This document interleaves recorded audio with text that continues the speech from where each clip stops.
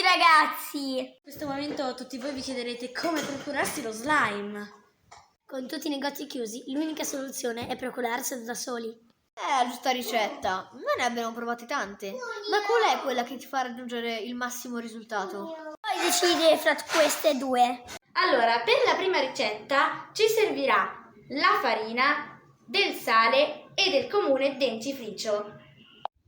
Per la seconda ricetta invece ti servirà della colla stick che scioglieremo a bagnomaria, che un tempo usavo a scuola, ma che adesso potete usare per fare Slime e del detersivo. Data la pericolosità degli ingredienti, vi ricordo di farlo di nascosto senza che gli adulti vi vedano.